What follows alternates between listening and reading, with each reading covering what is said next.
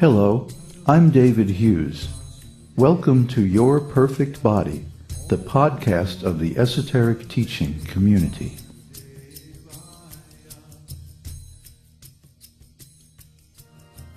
Today's selection is an essay entitled The Mystery of the Bhagavad-gita.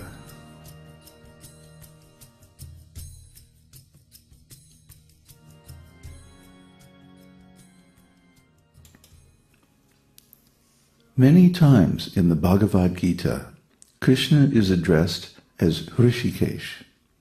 Why? According to the Esoteric Teaching, bhakti is defined as follows. Sarvopadi vinirmuktam tat paratvena nirmalam hrishikena hrishikesha sevanam bhaktir uchite.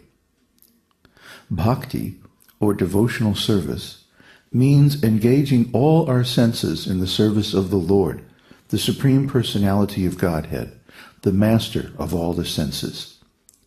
When the Spirit Soul renders service unto the Supreme, there are two side effects. One is freed from all material designations, and one's senses are purified simply by being employed in the service of the Lord. This nice verse, quoted from the Narada Pancharatra, is found in the Bhakti Rasamrita Sindhu 1.1.12. Freed from all material designations here means that we no longer identify with the material body. Normally, we think that we are a man, a woman, from this country or that country, old or young, rich or poor, wise or foolish, and so forth. But these are all material designations. When we are engaged in the transcendental activities of bhakti yoga, we think, I am a spirit soul, an eternal servant of Kṛṣṇa. This is freedom from material designation, and it is the beginning of the higher spiritual dimensions of our ontology. As we increase the spiritual dimensions of our ontology, we become more spiritually conscious. In material consciousness, we cannot understand what God is or what we are. Then, as we enter the path of the esoteric teaching, we can begin to understand that we are not this body, we are a spirit soul, and realize God as the impersonal spiritual effulgence of Brahman. Then, when we become a little advanced, we realize God as supersoul within the heart, and begin to have a direct personal relationship with Him as Paramatma. Finally, in the highest stage, we realize the personal form of Kṛṣṇa as Bhagavan, the Supreme Personality of Godhead, and also realize our perfect spiritual body in eternal relationship with Him in the spiritual world. Purification of the senses means that we no longer have a taste for polluted material things. We no longer crave meat, fish, eggs, onions, garlic, and other food in the mode of ignorance. We no longer relish lust, anger, envy, and hate, but we develop a taste for purity, simplicity, spiritual service, and love. This is the purifying effect of bhakti. Bhakti, and indeed the whole program of the esoteric teaching, is therefore simply Hrishikena Hrishikesha Sevanam, engaging the senses in the service of Kṛṣṇa, Hrishikesh, the master of the senses and the indwelling supersoul.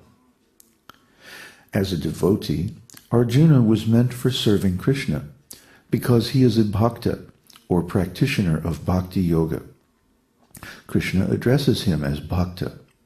Sa evayam maya tedya yoga prokta puratanaha bhakto sime sakha sheti rahasyam hyetad uttamam.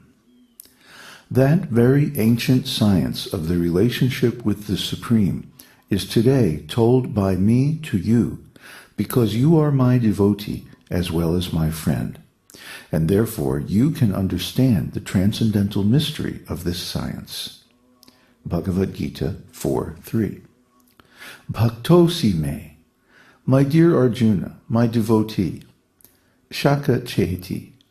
And certainly, my friend, rahasyam hyetad uttamam. Therefore, you can understand the transcendental mystery of this science of Bhagavad-gita. It is a mystery. A mystery means something very secret, arcane, recondite. No ordinary man can understand. Only initiates can understand. Therefore, it is called a mystery, rahasyam. And not just an ordinary rahasyam. Rahasyam uttamam. Uttamam means transcendental, ultimate, not covered with the darkness of material nescience. Bhagavad-gita is a brilliant transcendental mystery, rahasyam uttamam. The ordinary person cannot understand the mystery of Bhagavad-gita. Therefore, they foolishly misinterpret, speculate, and simply demonstrate their foolishness.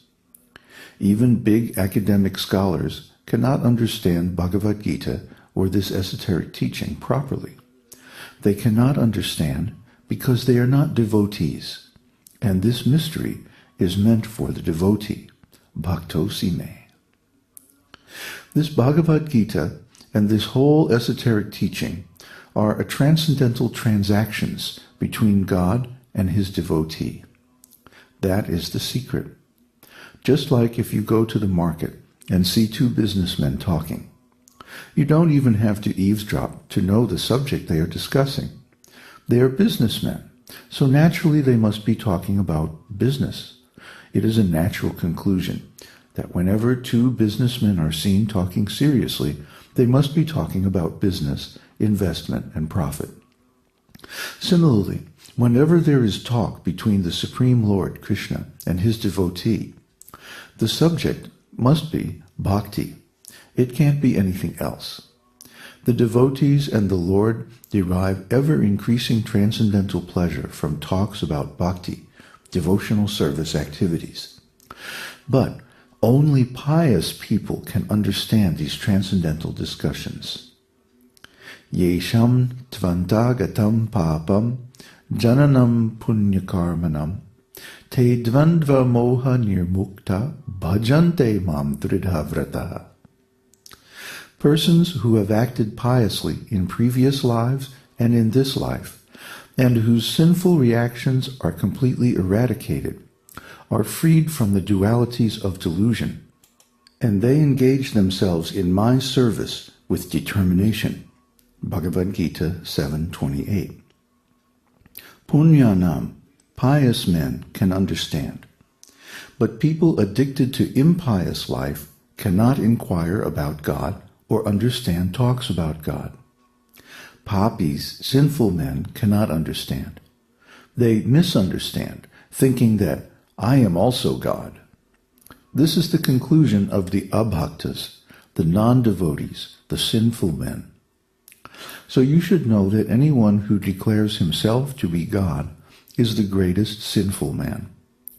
And if you study his private life, you will see that he is a very sinful man, according to the standards of Bhagavad-gita. This is the test. Without being sinful, without being demoniac, no one will dare to say that I am God. No pious man will do it. A pious man thinks, who am I? I am an ordinary human being. How can I claim to take the position of God? Only a sinful fool will claim to be God. But they become very famous among foolish, sinful people. Sva vid vadahostra karahai, sangstuta purusha pasuhu, nayat karna pato peto, jatu nama gadagrajaha. Men who are like dogs, hogs, camels, and asses praise those men who never listen to the transcendental pastimes of Lord Sri Kṛṣṇa, the deliverer from evils. Srimad Bhagavatam 2:3-19. In this world we see there are many so-called great men, and they are very much praised by the general people.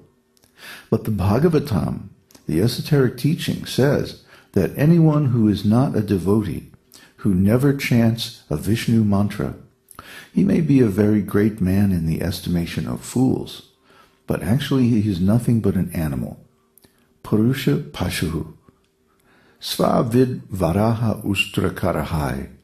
Dogs, hogs, camels, and asses. Now, this is the quality of the general population in the age